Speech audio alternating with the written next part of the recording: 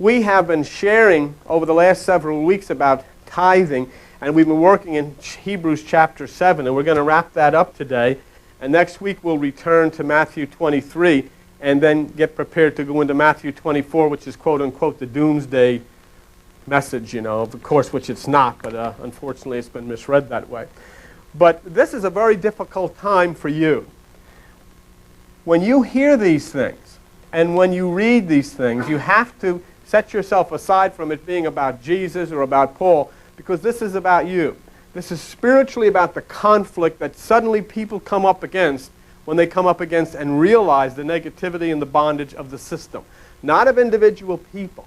That revolution in Czechoslovakia that we talked about was not against individual people. They didn't come against people. You come against a system. Okay? It's not a person who controls your life. It's a system that controls your life. It's thousands of years of false teaching, and suddenly the system surrounds you with it, you see.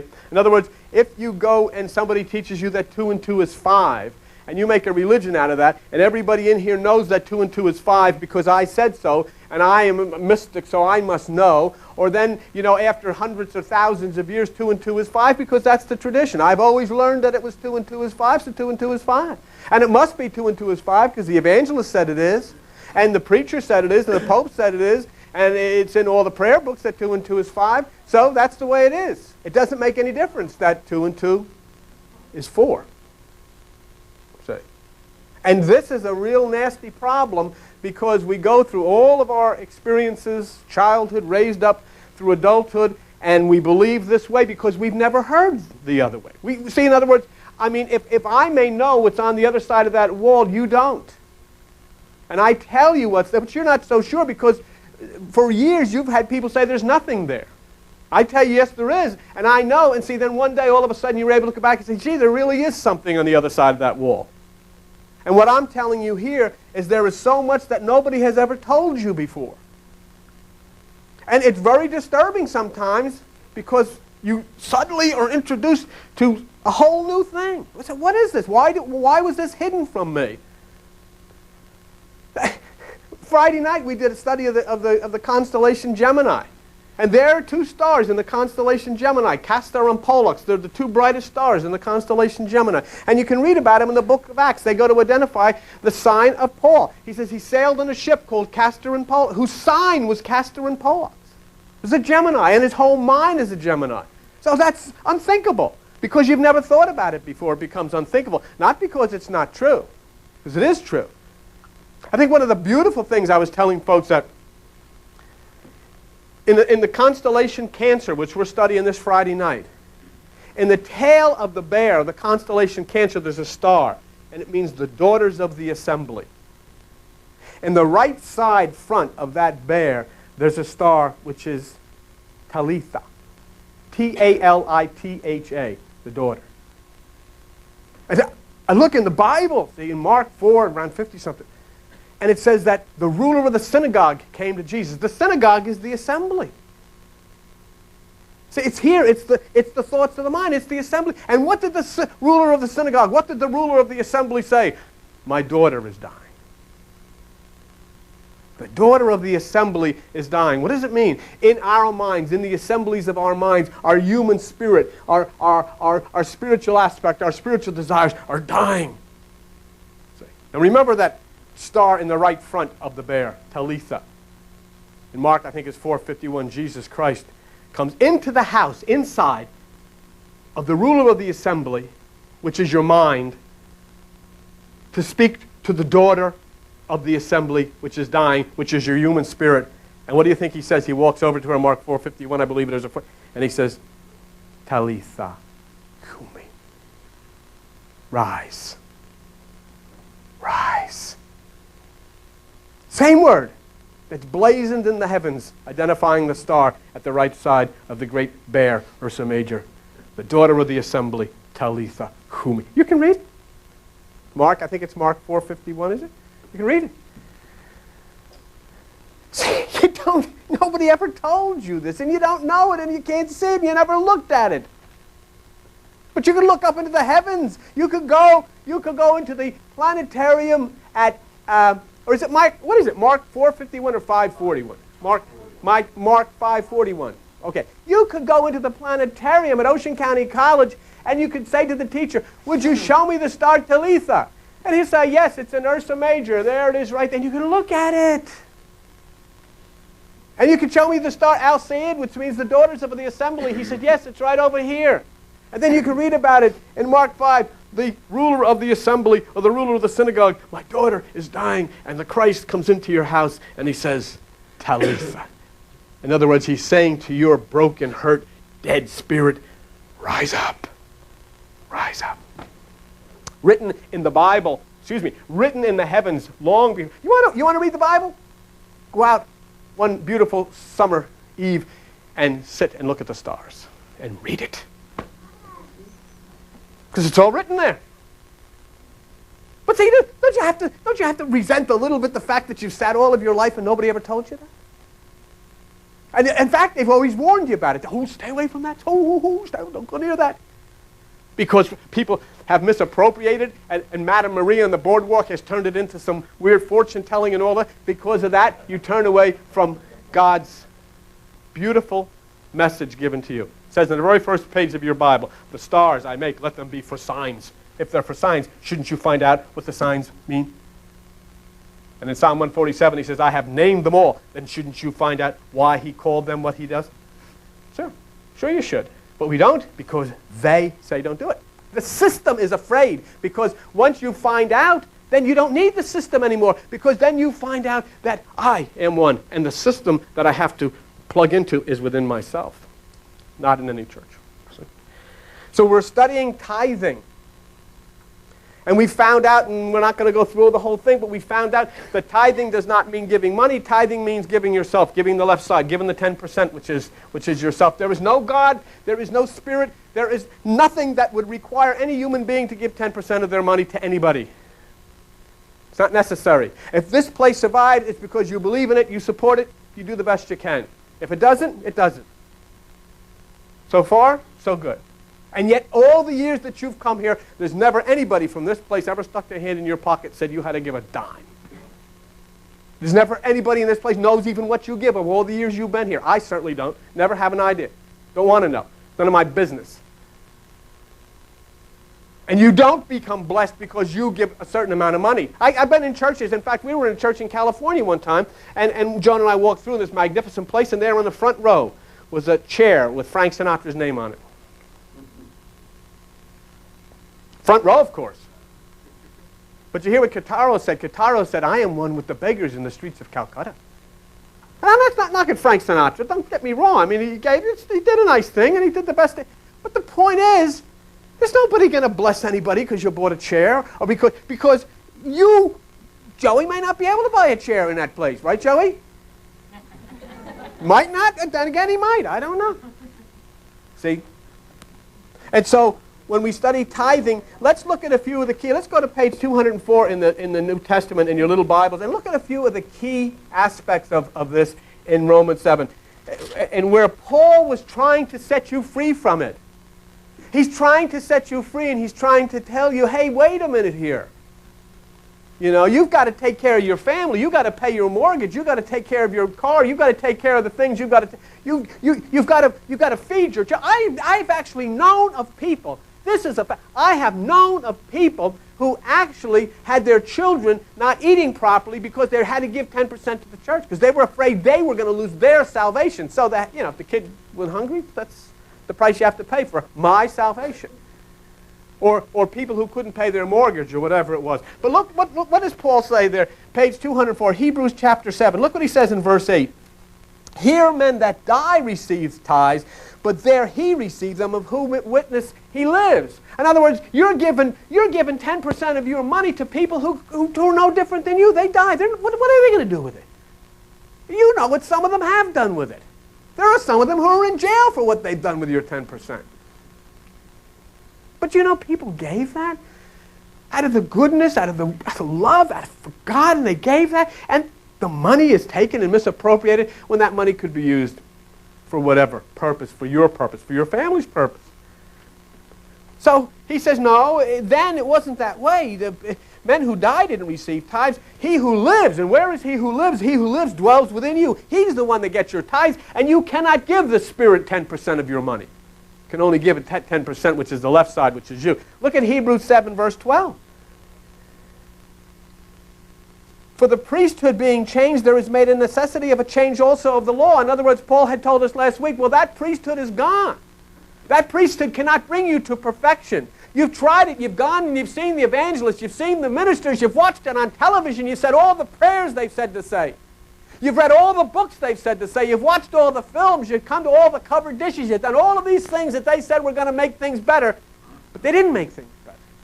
Because none of those things can bring you to perfection, because man cannot bring you to perfection. Only He is perfect can bring you to perfection. He is the one who dwells within you. He is the cosmic Christ. And you've got to tithe and you've got to bring yourself. And inasmuch then, Paul is saying, inasmuch that law of tithing cannot bring you to perfection, then there has to be a change. And there is a change. Now look at Hebrews 7, verse 15 and 16. And it is far more evident, for that after the similitude, in other words, the same as Melchizedek, there arises another priest. Melchizedek was that which appeared to Abraham. And Abraham is you. Forget these people. Forget reading these people as characters in a book. They're you. Melchizedek is your higher consciousness. Abraham is you as you're struggling to raise yourself up to God. Abraham is you when you've made it, when you become spiritual. So you run into Melchizedek when you fight the battles against the kings of the earth and you rise up into the higher realms of consciousness. You meet him. See? Paul said he was out, no father, no mother, without descent. Never was born, never will die. He is the eternal cosmic spirit. And look what it says here. Another priest, verse 16, who is made not after the law of a carnal commandment. Tithing is a carnal commandment. Anybody that says, I need your money, it's a carnal commandment. It says, he is not made after the law of a carnal commandment, but after the power of an endless life. Do you see it? But yet, why do these people, why does the system continue to come after people and say, you got to give 10%, you got to give 10%. Why won't they stop and take this burden off of the minds and the hearts of people and allow people to be free from this stuff? And look at Hebrews 7, verse 19. For the law made nothing what? Perfect. But the bringing in of a better hope did, by which we draw nigh or close to God. The law made nothing perfect. And I know there are people in here who can tell you stories about how many thousands of dollars they gave thinking that they were going to reach some kind of divine blessing. Even to the point, I've seen them even to the point waving dollar bills and saying, here, you give 50, he'll prosper 10 times, 100 times. And you've all shaken your head because you've all been into that thing and you got a better shot at 3 sevens at the casino. And you don't have a very good shot there, but you got a better shot. Because that's not the way God plays. Because there are some people that can't wave a dollar bill. There's some people that can't wave 10 cents. And God is no respecter of persons, and He's no respecter of pocketbooks or credit cards. He's a respecter of life, and He's a respecter of that which is within you. And He touches all, whether you got a dime or you got thousands of dollars or whatever you got. Remember, Melchizedek was the son of God. And then you look in 1 John 3:2, it says, now we are the sons of God.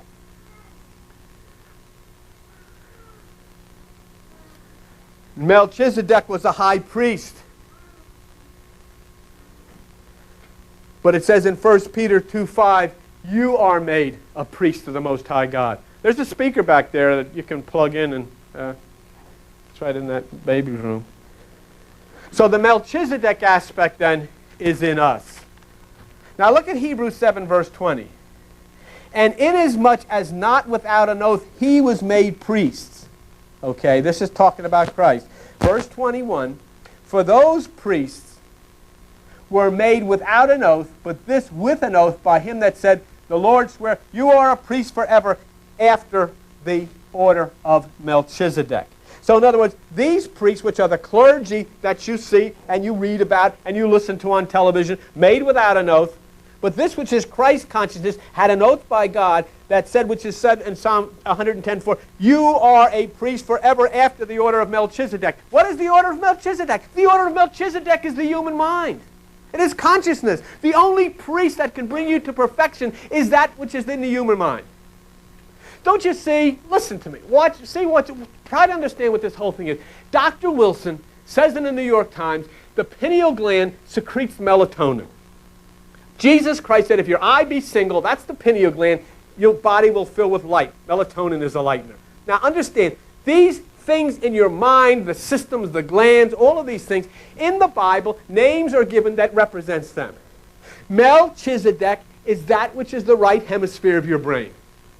If you wanted to say, who is Melchizedek, it's that holy, it's that emotional, it's that beautiful part that exists within you at the right hemisphere of your brain. The single eye, the pineal gland. The pineal gland is a real gland in the center of your brain. It's a sandy-like consistency. Through meditation, when you begin to meditate, it becomes hard-like, it becomes a stone, and it starts to vibrate and receives these electrical energies. That's why Jesus Christ says, if you don't obey me, you build your house on sand, and when the storms come, they'll wash you away. But if you obey me, you'll build your house on rock. The pineal gland is the rock of ages. It was placed there by a creator so that if you obeyed him, you could turn it on and it would start to send out energy through your body that would heal you and give you the energy and the understanding of God. It's inside of you. It's right there. Most people, it's like the sand on a beach. And when the storms come, since there's no foundation, it'll wash them away. But those who begin to meditate, the sandy consistency starts to form into a small stone, a cone-shaped like stone, and it will vibrate with the energy of electricity. And as Dr. So-and-so said, it will secrete light, melatonin, and it will heal cancer and heal the immune system, strengthen the immune system. I would get every person I could with AIDS, if I could round them up and get them in here, and we would meditate. And I would say, for God's sake, these are the instructions from the ages. Let us enlighten ourselves. Let the electrical energy touch the pineal. Let the pineal send the melatonin crashing down, and let the immune system burst forth back into life and destroy that horrible thing. See? So, why? How can you say such a thing? Well, we're starting to get scientific evidence. The doctor from the New York Times said, yes, indeed, it strengthens the immune system. That's just the beginning of what they're going to find out, because God has constructed you to heal yourself. What is it? The sign over the oracle at Delphi says, to thine own self be true. Right? This stuff works. There's not one bit of religion involved in it. It is scientific and it's true. And just as you would take a medicine from a doctor, you have to take these instructions from the ancients. So, here is then we have in verse 20, made after the order of... I want you to look at that. It's in Psalm 110:4. You don't have to go after it because you can see it right here. Okay? Made after the order of Melchizedek. You see that? That's in Hebrews 7, verse 21. You are a priest. So we say, well, that's Jesus. Because look what it says in verse 22. By so much was Jesus a surety of a better testament. See? But I want you to know something. Did you notice what it said there? Jesus was not first. Jesus was made after the order of Melchizedek. He came and followed in the footsteps of Melchizedek. And who was Melchizedek? Melchizedek was mind, consciousness. See? And this is made after the order. So Jesus Christ follows. He was not the first.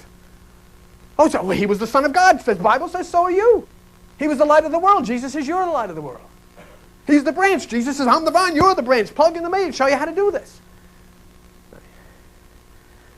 If we'll only start to learn who and what Jesus really was, then we'll start to find who we really were. Because if I told you a million times, Jesus never came to this earth to say how great he was. He came to this earth to show you how great you are.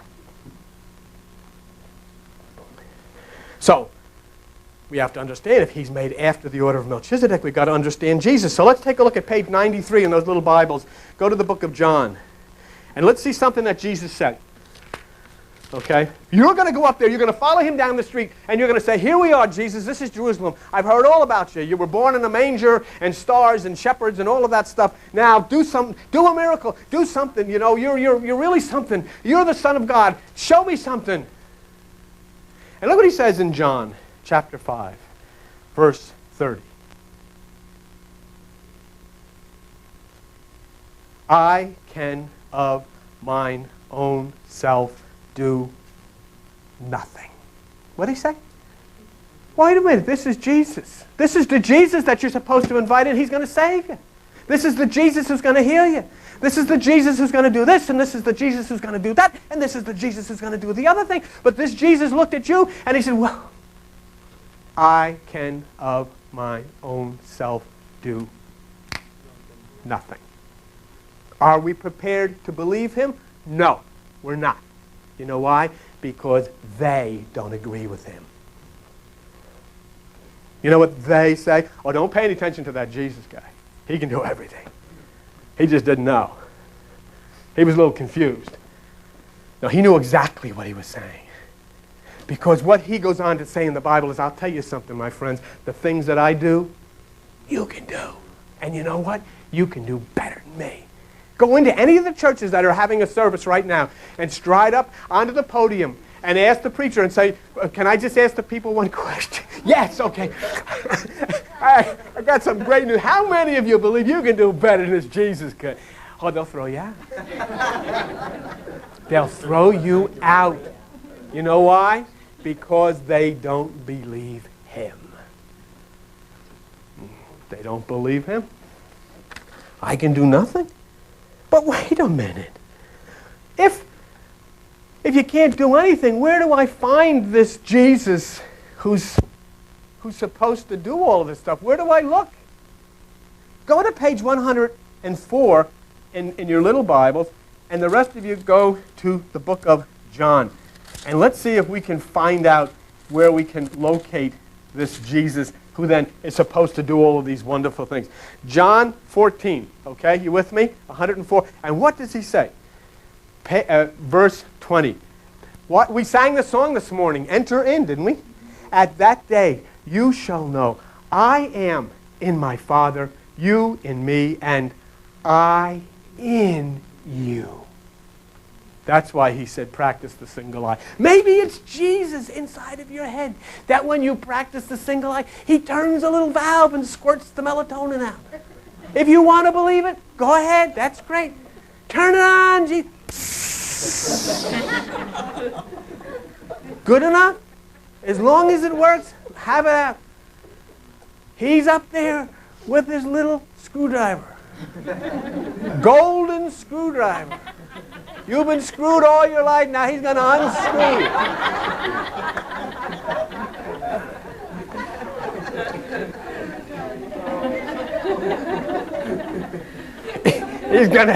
He's going to turn the screw the other way. I was. You know, I believe that, gosh darn it, Jesus gives me this stuff, because I couldn't think of this stuff. I couldn't think of this stuff. What'd you think of that? But that's the Jesus that's got to receive your tithes, the one who was in you. Now go back to page 204 in the little Bible there, in the book of Hebrews, and let's go to chapter 7, where we are. We're going to run this out. And we're talking about the clergy. And remember, we're not talking about individuals. This Catholic priest that wrote this, they're just, everybody's a person trying to figure out, what the heck am I doing? Where am I going? What's right? What's not right? Everybody's trying to take the best shot. I'm talking about the system. Okay, is that air on back there? Everybody, is it cool enough? All right, well, get back and blast that thing off. Okay, all right. And it's talking about the clergy, verse 23, truly were many priests. In other words, they're all over the place. There's not one, and you know where there's ever, you know how many people, or maybe there's 50 people in here now. Do you know what? We could go to each of you and ask your opinion about something, and there'd be 50 different opinions. And here it says there were many, but look what it says. And truly there were many priests because they were not suffered. You see what that word suffered means? Allowed. It doesn't mean suffer, it means allow. They were not allowed to continue by reason of death. In other words, they're no different than you. You know, they get the same problems that you have, and there it goes. They die or they live, and they die and they get sick just like you do. In other words, they were nothing special because they were not allowed to continue by reason of death. But look at Hebrews 7, verse 24. But this man, you know what you do, Joan? Open that door and let the air circulate. But this man, because he continues ever, has an unchangeable priesthood. And that word man in the Bible means mind. Okay? That's where the word Sirius comes from that we were talking about. Actually, that star, Sirius, is the root of the word sir that you use today when you say yes, sir, no, sir, because it relates to the passions of the human mind, which is male in nature. Okay? This one continues and has an unchangeable. So then why, he's saying, why would you tithe? Why do you give these things just to normal people? Why do you pay attention to normal people? Do you know what it says in 1 John? I had a fellow, I guess I was talking to Tom the other night. It says in the Bible, you worrying about what school you should go to, what book you should read, who's going to teach you this stuff. It says in the Bible in 1 John that as the anointing is in you, you need that no man teach you. Do you know where I learned this stuff? Whatever book I have to be led to comes out of meditation. Whatever thing I have to understand comes out of meditation. I go to the Spirit directs me. He doesn't say, read this book, do this thing, do the other thing. I go into meditation, I absolve myself of my thoughts, I lift myself into a higher realm of consciousness beyond thought, and then the book comes, the understanding comes, whatever has to happen, happens, and I know it. Because the only teacher that I listen to now is the teacher who dwells within inside of me, and that's what the Bible says. As the anointing is in you, you need that no man teach you, because this man will teach you this way, that man will teach you that way. If you go to some kind of a school to learn how to do this or how to do that, you will have to learn by following the way of the school. You have to follow the way that they think is right in order for you to be a part of that school. And look what then, if we get up to Hebrews 7:25. Wherefore he is able also to save them to the uppermost that come unto him, seeing he lives ever to make intercession for them. He's able to save them to the uttermost that come unto him by who? Remember, Jesus said, I can do nothing of myself. So let's take a look at something that's different. We're talking about a higher realm. We're not talking about a physical Jesus. We're talking about a Christ. Jesus Christ himself said, I can do nothing of myself. Look what he says. Go back to that where you are, page 93 in the book of John, and look with me for just a minute. Book of John, chapter 5, okay, verse 30. Here is Jesus saying, I can do nothing of myself. Is that right? Now look at the very next scripture, the very next verse. What does he say? If I bear witness of myself, in other words, if I tell you I can do different things, my witness is not true. If Jesus Christ was to stand up and say, I am the Son of God, I am the Christ, I can do this, I can do that, he says, don't believe it. And if he can't even say wonderful things about himself, who has the right to put things into his mouth and say these things about him?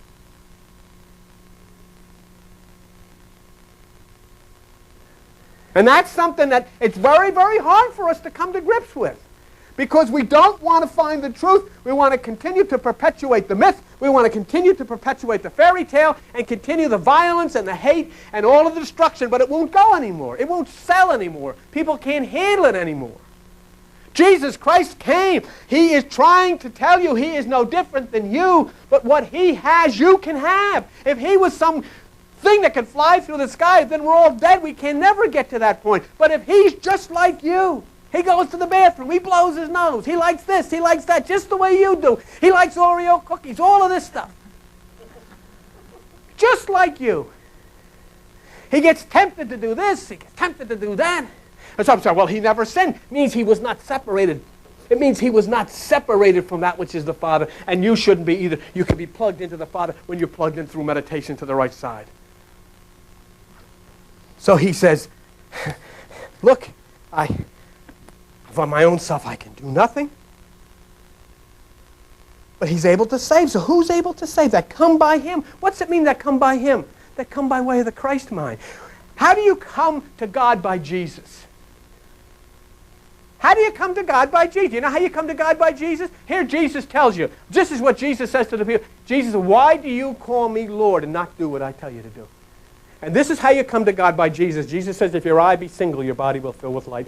Jesus says, the kingdom of God is within you. Seek it. Jesus says, cast your energies to the right side. Jesus says, you take away the key of life because you don't enter within yourself. Jesus Christ says, the kingdom of God is within you. Seek it first. And that's how you come to God by Jesus. And then Jesus looks and says, why do you call me Lord and not do the things that I tell you to do? See? And also he said, straight is the gate, narrow is the way which leads to life, but few there are who find it. Every other way that you've tried in your life involves the carnal mind. Even when you pray out of the carnal mind. God, do this. God, do that. God, do the other thing. Let's all tell God what we need done. Oh, God, I'm asking you to bring down a power. Oh, God, I'm asking you to do this. We screwed this thing up for 2,000 years, and now we're telling this guy what to do. Isn't it time to shut up and receive direction from him who will steer this craft right, who will send us in the right direction? Because God is not doing for one person anything that he is not doing for everybody. God is not withholding himself from you. You are withholding yourself from him.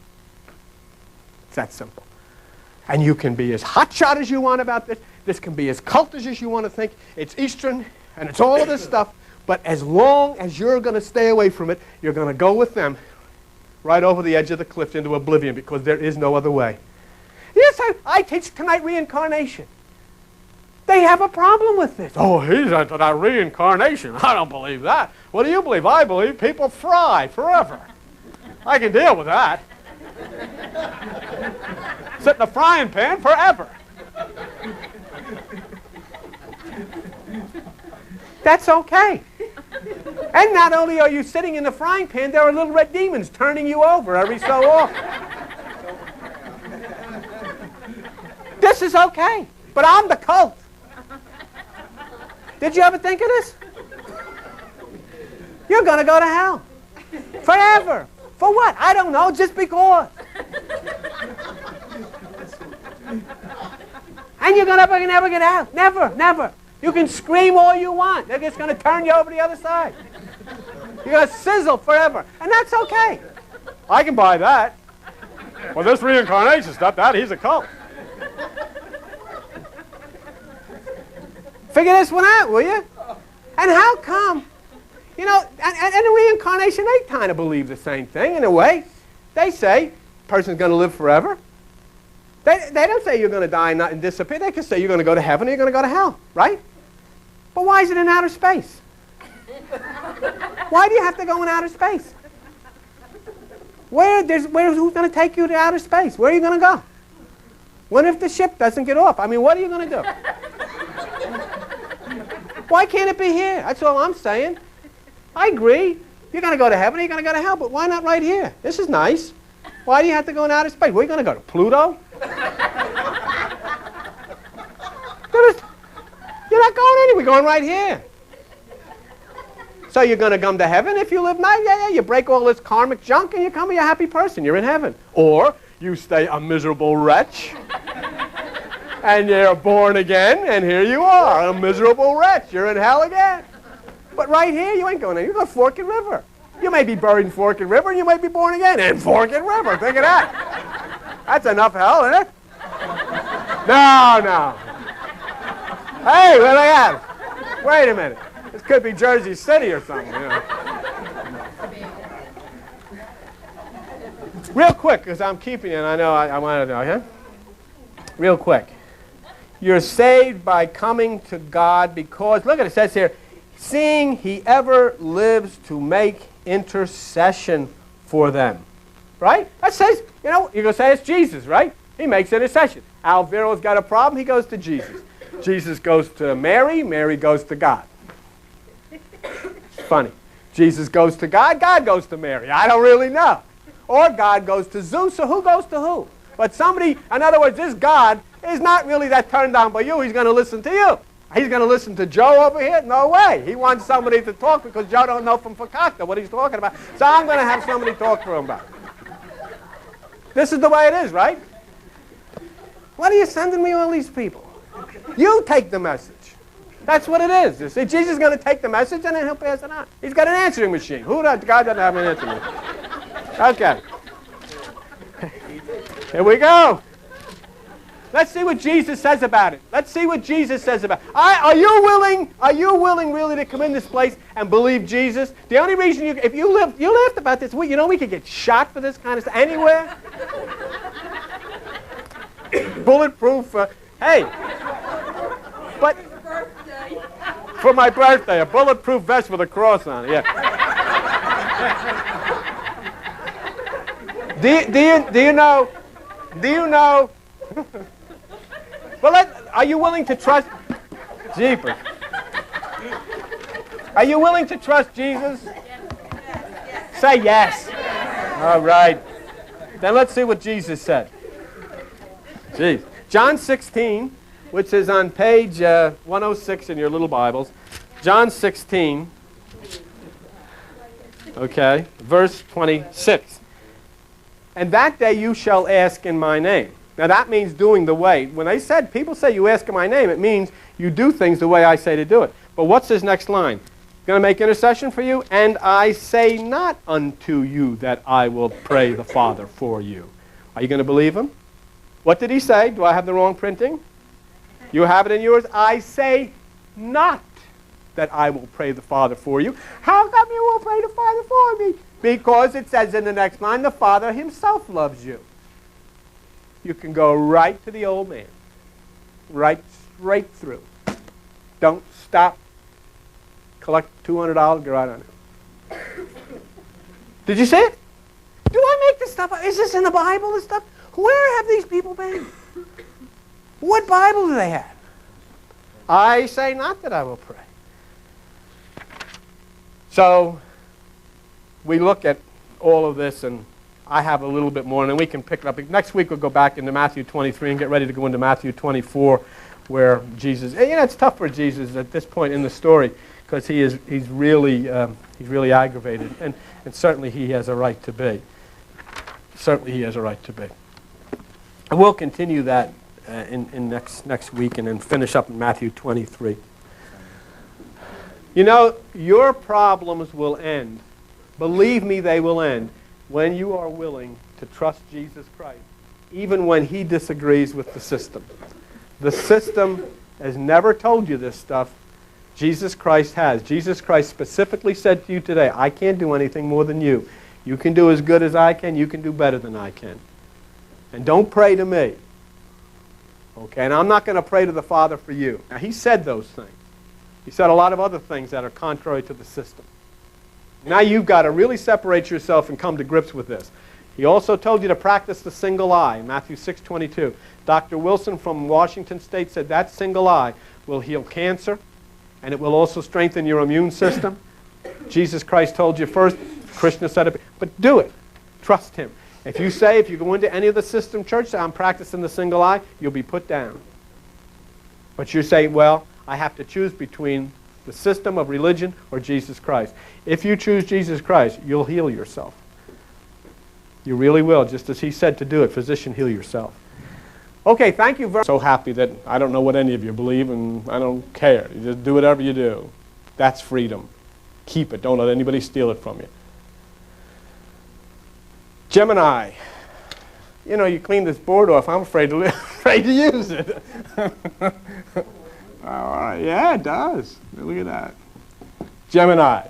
Very, very, very interesting. Watch what the stars will unfold for you, because the Bible, before it was put in book form, was written in the stars. Okay? Now you've got your Gemini. It's the first time we've had a handout here in a long time. And aren't they cute? Yeah, maybe if you could hold that up there and they could get a little shot of that. That's the twins. Okay? In Latin, the twins of Gemini are known as Castor and Pollux. Castor and Pollux. Now let's take something that's very interesting. In mysticism, in symbolism in the Bible, the word ship means the mind. The word ship means your mind. It's the human mental vehicle. It's you and me. Our bodies and our minds are ships that sail and traverse life's sea. And sometimes it becomes quite stormy. If you go back and you remember the story of Jonah, what happened? He could not be saved. He could not be swallowed by the fish, which was God, until what happened? Until he was cast away off of the ship.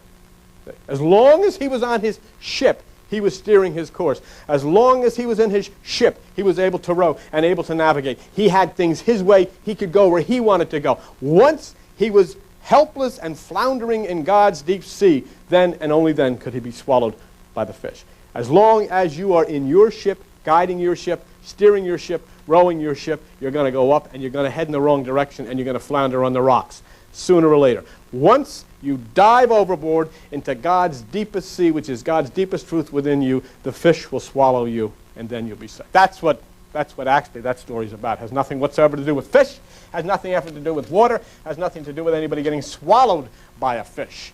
And I can tell you with, I think, fairly good physiological authority that if a fish swallows you for 3 days, you will die.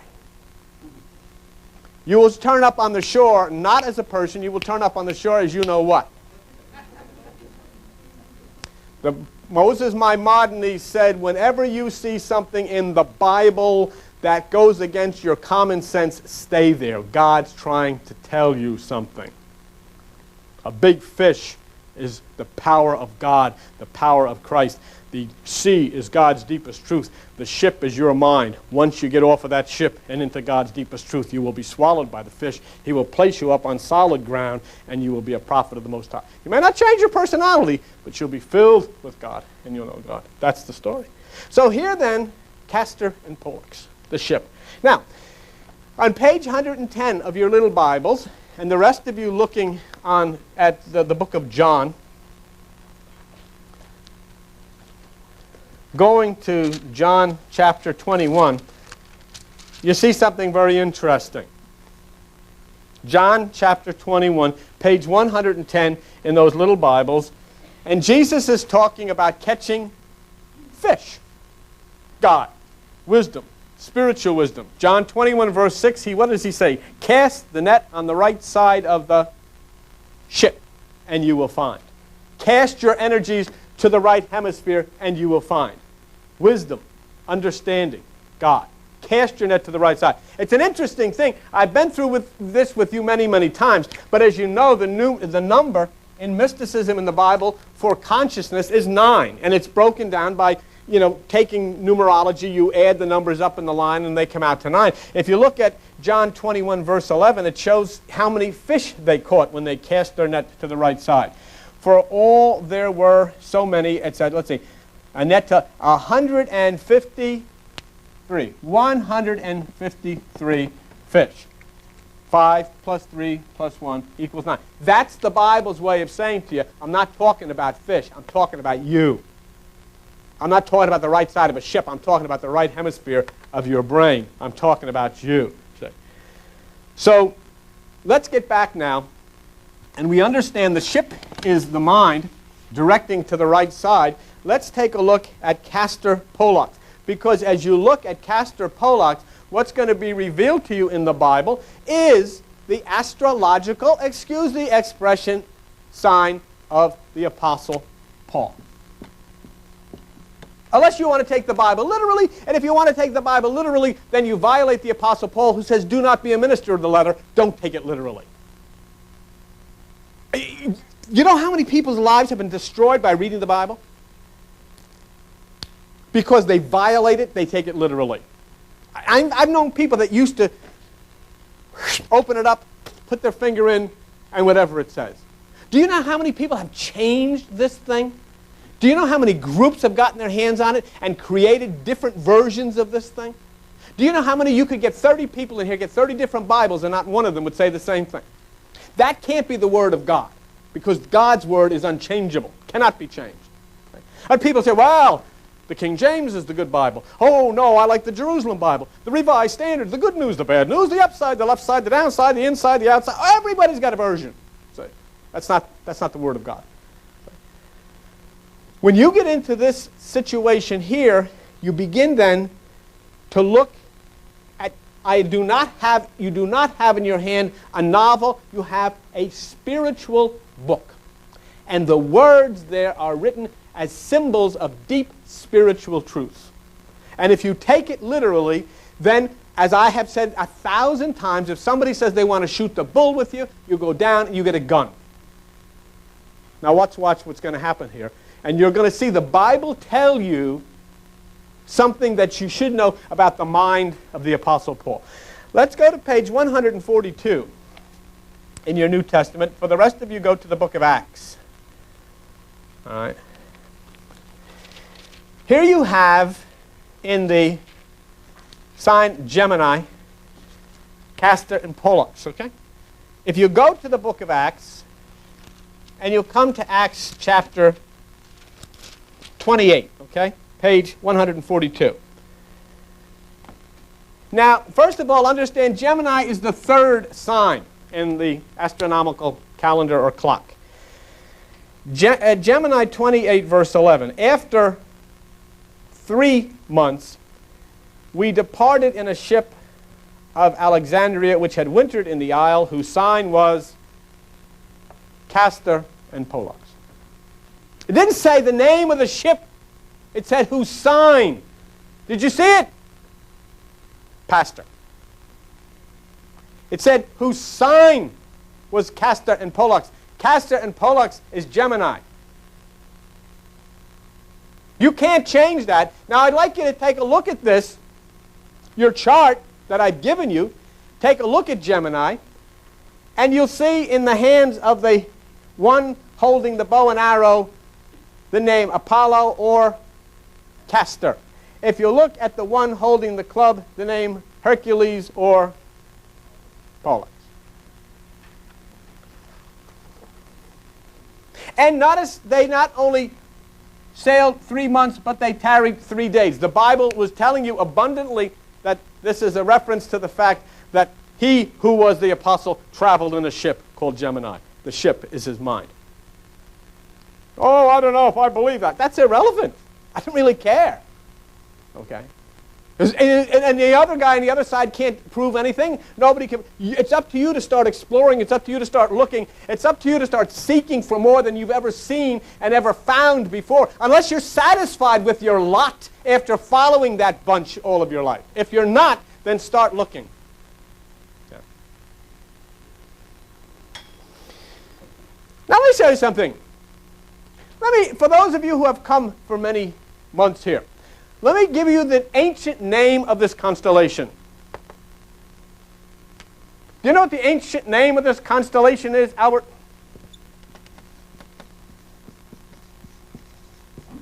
Colostrum Hur. Colostrum Hur. The place of him who comes.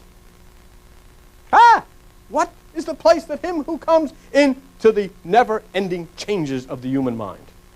Colostrum. You know what goes on in the colostrum? From the colostrum comes the oil of life. It comes down into your body. It collects to the solar plexus. It flows throughout your entire body. It becomes that which is the oil of intercourse. It creates. It then rises by the force of meditation back up to the Father's house. It's called chrism. It comes from the colostrum. That word chrism in Greek means Christ. Where does he come from? The oil comes from above into your body, and then through the meditation, when you crucify the flesh, it goes back up to the Father's house, sits at the right hand of power, at the right hemisphere of the brain, and gives you new life. It comes from the colostrum. And in the ancient times, the holy ones knew that this gift of life came from the colostrum. They called it the holy colostrum. It then became the holy Claus. It then became the Saint Claus. It then became Santa Claus. Santa Claus comes from the North Pole with the gift of life. You see? You see where this stuff comes from? But why didn't anybody ever tell you that? I mean, you've seen Santa Claus enough, haven't you? He even wears a red suit to show you that it's part of the emotional nature of man. As the devil wears a red suit, because everything red in mysticism is emotions. That's why the bull goes nuts when you wave a red cape at him. The place of him who comes, claustrum har. See, comes down up to the consciousness out of Gemini. That's what's written in the stars. Long before it was ever put on paper. Now, in the ancient zodiac, Gemini were male and female. As the claustrum brings the oil which flows into the male pineal or pineal gland and the female pituitary gland. Female is pituitary, or male, pituitary is female, pineal is male. And from the pituitary, it flows out as a white milky substance. And when the mother breastfeeds, she breastfeeds her baby what is called claustrum. When it comes from the pineal, it becomes like a bright yellow golden substance. And through meditation, when you come up from the bondage of the flesh, you activate this union that comes as the gift of life, the pineal gland bringing you into that which is the nirvanic of God, the pituitary gland bringing that which is in the spirit. And what do they say? The white substance, the golden substance. And the book says, I will bring you out of a land of bondage, which is the lower flesh, to a land flowing with milk and honey. That's right. That's right. You are never, ever, ever going to be able to understand God until you start to get away from Bibles and preachers and start to take a little bit of a look at science and understand you as an individual. We have nurses here, we have physiologists here, and they can start talking about it because nothing whatsoever can happen within you unless these things begin to function in harmony. The adrenal glands and all of these other things, the endocrines and all of these things have to function. It doesn't make any difference how much you pray. It doesn't make any difference how good you are. It doesn't make any difference if you read the Bible or if you don't read the Bible. If your adrenal gland isn't working right, it's going to be chaos. How do you get into harmony? Up, up. You know, Michelle, I am so excited about this. The heck with this. You know why I'm so excited about this? And I shouldn't do this. You know, I should wait until like, Mary, Junker, I got to show you something. So exciting. So exciting. Let me show you something that why I studied for next week the constellation Cancer. Okay? And as I'm studying the constellation Cancer, I see in the tail of the great bear of Cancer, the name of the star in the tail is the Daughters of the Assembly. The Daughter of the Assembly. And I look at the right front paw, leg of that bear, and the name is Talitha. I said, I've seen that before. A little meditation. I got into the book of Mark, and in Mark it said, the ruler of the synagogue. The ruler of the synagogue is the assembly. And he comes to Jesus and he said, my daughter is dying. The daughter of the assembly. The assembly is the mind. The daughter is the spiritual desires born out of the mind. My daughter is dying. My spirit is dying. My mind is failing for life. And Jesus goes into that man's house, walks to the daughter, puts his hand down, and says, Talitha kume, rise up. Talitha. I rose up, spun around. You can see Mark, I think it's 4:51. Talitha. The star from the Daughters of the Assembly in the right side, he said, daughter, rise. The Christ has come into your house. Now I got to do that again next week. Don't let on. But I don't want you to not see it. See? Because when you look at this thing next week and you'll see the bear and you'll see in his right paw, you'll see Talitha. Now, if you're looking, if you are looking, it's in Mark chapter 4, chapter 5, and is that 21? No, it's in Mark 5, and it's in verse 41. Mark 5, verse 41. And there it is. There is the star. There is the daughter of the assembly. And he walks in and he said unto her, Talitha cumi, which is interpreted, damsel or daughter, I say unto you, rise. That's what he says unto you as he touches you with the right side. Rise up. See? Talitha. And you'll see it next week. And you can go out and see it. If you had a telescope or you go to the planetarium, you can see it, Elliot. You can go and you can look at Talitha in the front right paw. She was 12 years old. She was 12 years old. How about that? And not a coincidence. Isn't this exciting? See? Okay. And so here, then, you have Castor and Pollux with gee, we blew the whole thing. Oh, God, I hope they'll come back. Okay. Now, in the ancient zodiac, the Gemini, male and female, has chrism because it flows into the pituitary, which is female, and the pineal, which is male. In ancient Hebrew, the word was thaumin, T-H-A-U-M-I-N, which means united. T-H-A-U-M-I-N, which means united. Okay? United. In Exodus 26:24, you don't have to go there. It's not one of the big scriptures, but I just wanted to give you an idea. Construction of the tabernacle, there was two boards which are coupled together. They were called thaumin. They are entwined. They are together. The pineal, the pituitary, the tabernacle. So in Gemini, we have claustrum. Okay? We have the twofold nature of God, male and female, Father and Holy Spirit. Now, let's look at this, okay? The figure at the right-hand side. Do you see it with the bow and arrow? Okay? And I know you're looking at it from the right side. But the one who is called Apollo means ruler or judge. The star in the left is Hercules, which means to labor, to suffer. And a star on the left foot, Elhenna, means to suffer. That which is on the right, the judge, the ruler. That which is on the left, to suffer, to labor. And notice in the right hand, the club, and in the left hand, the bow and arrow. And both are at rest, see? There's not a war, there's not a struggle going on now. And look at the lyre in the center. You see that? Like it looks like a little harp or something in the center there? The war is over because the two are together in harmony. The left side and the right side are together embracing in harmony. There is a peace. See? There is a peace, and that's exactly what happens when this occurs through the power of God.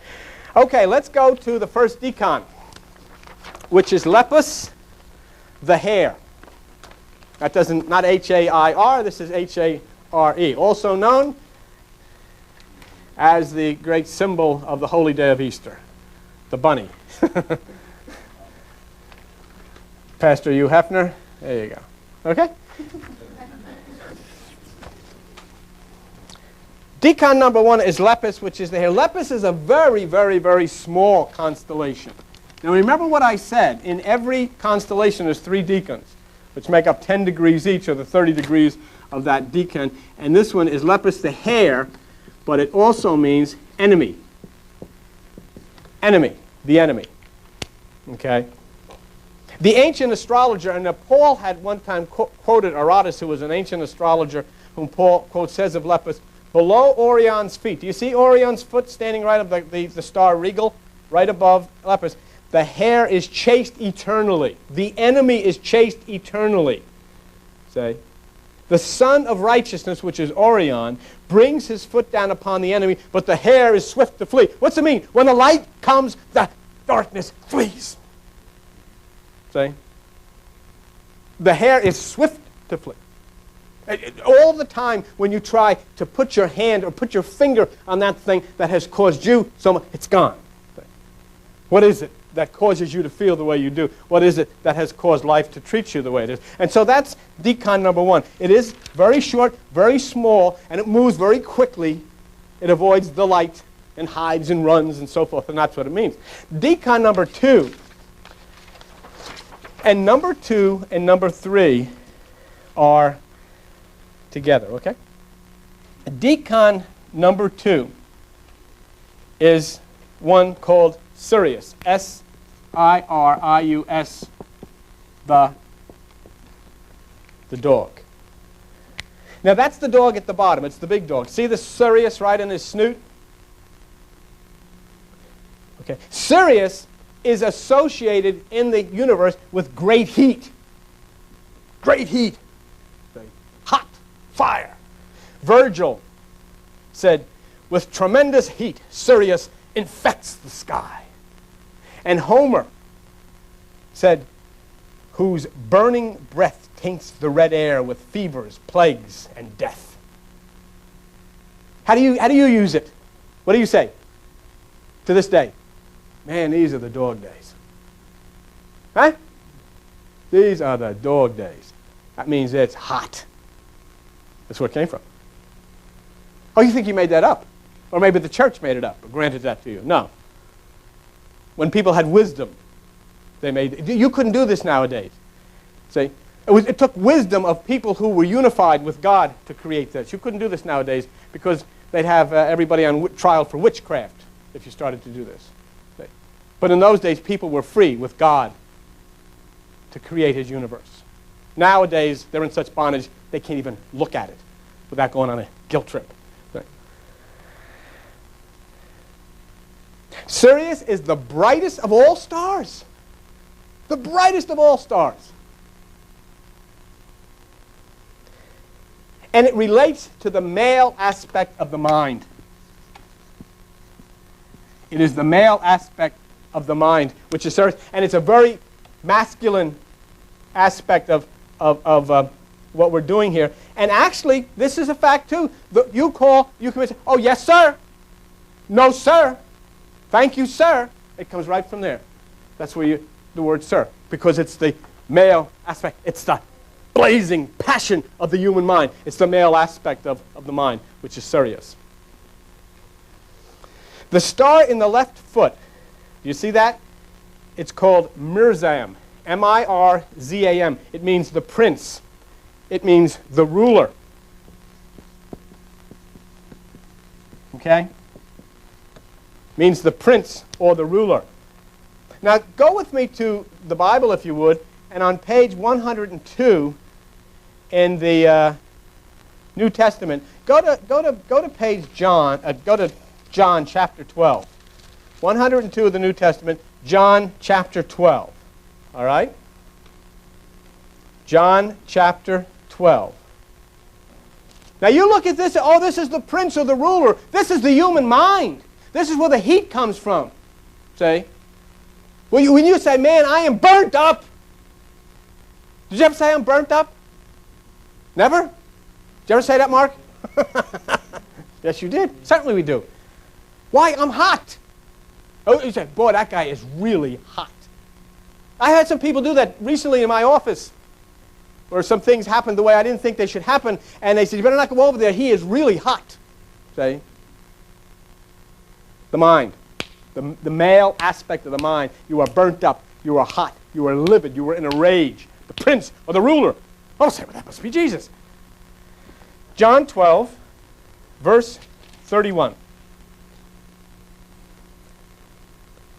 Now is the judgment of this world. Now shall the prince of this world be cast out.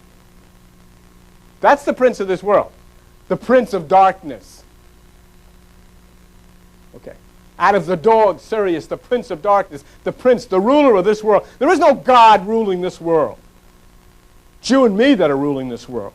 Every time, if I want encouragement that what I'm doing here is right, and then this religion that we've lived in all of these years is nothing but paganistic, superstitious rot, I take a look and turn the television on and look at these little babies in Iraq, and look at the little babies in Africa, and look at the little babies in the United States, and I say, there is no God existing in this universe except what's in the minds of man. Because no God would allow such a thing. Hideous. And what are they on television telling you? If this isn't bad enough, he's coming with fire soon with his atomic bombs he's going to give the Russians. I hope someday those people are sat down. And I don't even think if God himself stood on this platform and told them they couldn't believe him. Because you know what? All their life they've been taught that 2 and 2 equals 5. The prince of this world is that which we call Satan, that which is the red dragon, that which is the devil, that which is dressed in red. And if you'll go back to what I said just a few moments ago, what did Homer say of this star whose burning breath taints the red air with fevers, plagues, and death? Red air. The prince, the ruler of this world, Sirius. So in Gemini, what do we have? We have the hair, the part of your mind which troubles you, but is quick to flee as soon as the light is turned on it. Elusive, the enemy, and now we have the prince or ruler who is bright, but who puts forth tremendous heat, red heat, passion. Where does it come from? Your own passions of your mind, your energies, your I'm looking for a word. Temper. Tantrums, red, fire. That's Sirius. Well, that's pretty negative then, isn't it? Because we have the elusiveness of the enemy, the viciousness of the male mind, and now we go to the third decan. And if you look right above Sirius, the dog star enemy, you see Canis Minor, the second dog star. And if you look at that small dog, above you'll see the brightest star, right in his little tummy. Do you see it? Procyon. You know what it means? You ready? Thought it was all downhill? It means Redeemer. Redeemer. Procyon, Redeemer. The small, insignificant one who is above is the Redeemer. What did I say? The small, insignificant one who is above is the Redeemer.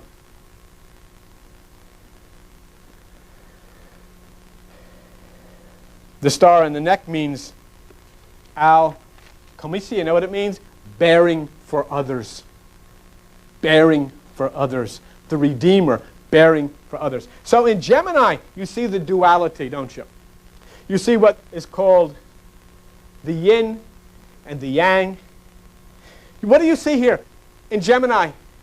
And I'm going to show it to you in just a minute with the Apostle Paul. You see the mind in a state of elusiveness. You know what it is with Gemini? You don't know. Your mind is going, first it's on the left, then it's on the right. You're thinking this, you're thinking that. It's coming from this side, it's coming from that side. It's confusion. You don't know which way to turn. Running from left to right, spiritually back and forth, that's the rabbit. And then you see the fiery passion, which fuels the emotions. That's the big dog.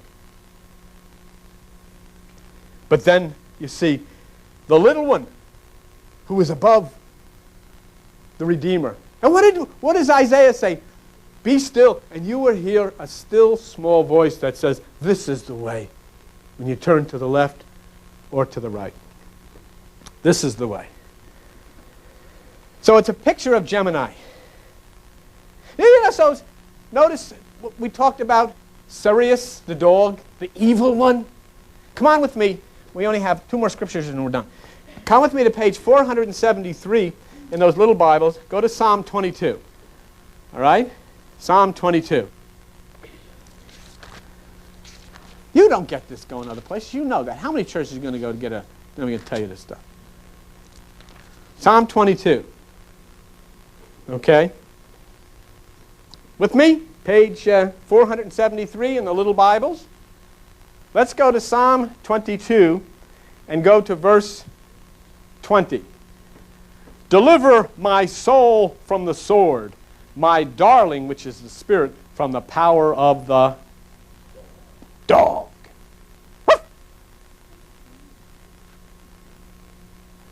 Or, as the preacher said, this is very serious. I threw that in. Just made that up. It's not in the Bible. But do you see where it says, deliver from the power of the dog? Do you understand that the Bible was taken from the stars, from the mythology of the stars and the astronomy and the zodiac? It's all the book of Revelation, the overthrowing of Satan, the coming of the bridegroom. It all comes from the zodiac, written thousands and thousands of years before these guys ever put this thing together. That is something, you know what? That is something that can be unchanged. And next week, we're going to study about a star in Cancer. And you know what this star does? Nothing. It's called the polar star. And it sits in the center of the universe. And every other star revolves around it. And it just sits there. And everything revolves around it in a great 360-degree circle. And it doesn't move.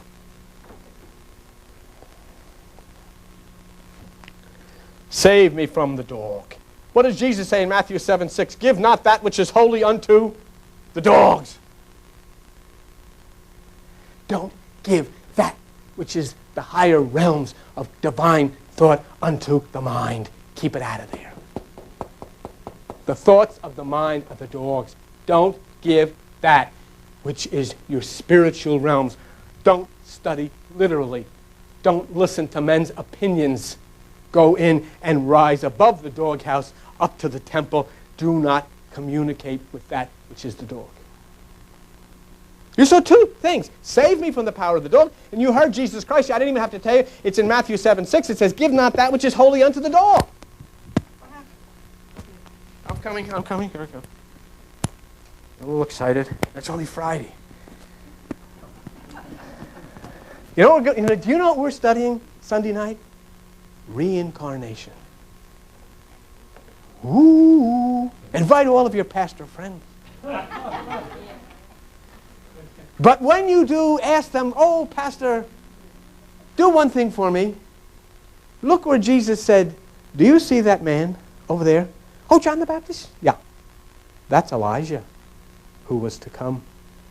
If you have ears, listen.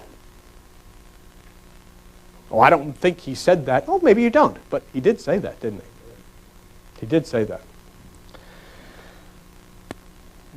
And see what Jesus is saying, take no thought. Don't give your mind that which is holy to the door. Let me show you one last thing as we go and wrap this up. Page 148 in the little Bible. We were showing you, this is the mind of the Apostle Paul. Gemini. And you saw it in Castor Pollux. And we saw that which was the hair, the elusiveness, running back and forth, not able really to know what's going on. And you saw that which is the passions, the fiery passions of the mind.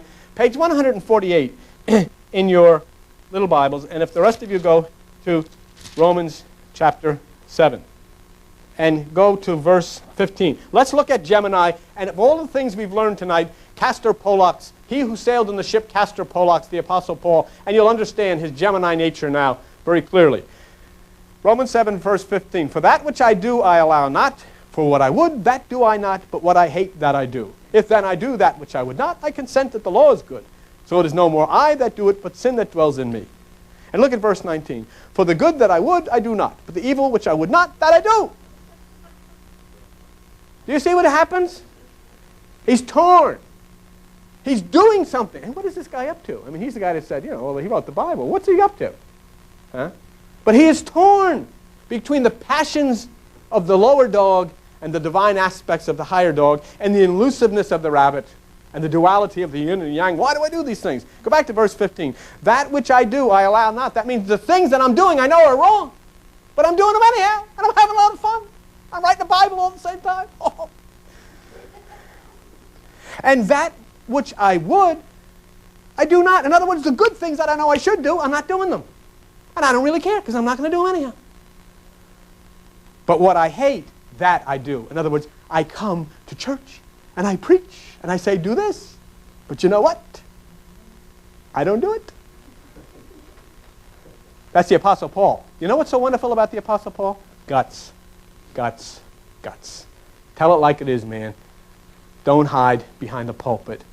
Come out and tell them the truth. And he did. Hasn't been one since. If then I do that which I would not, then I consent that the law, it is good.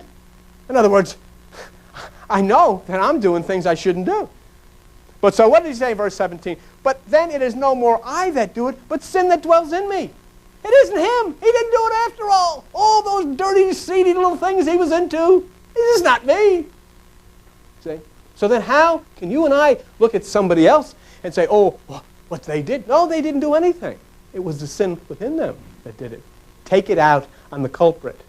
That's what has to be overcome. Not the person. That which is the lower mind. And you can take that person into absolute and utter salvation by raising that person above that sin, which is the mind. And then he says in verse 19, for the good that I would, I do not. But the evil which I would not, that's what I do. Isn't he a rascal? Huh? So now if I do that I would not, in other words, if I do the things I know are wrong, it's no more the I that do it, but the sin that dwells in. So I find then a law that when I would do good, evil is present. Watch this next one now. For I delight in the law of God after the inward man. You should take that one to the bank. I delight in the law of God after the inward. Not the stuff you hear in church, not the stuff you read in the Bible, not the stuff you hear from preachers. The law which comes forth from the inner. This is the same Paul who talked about you people when you come in here on Tuesday nights, when he said, to be absent from the body is to be present with the Lord. We did all right, didn't we? Not bad. Well, thank you very much.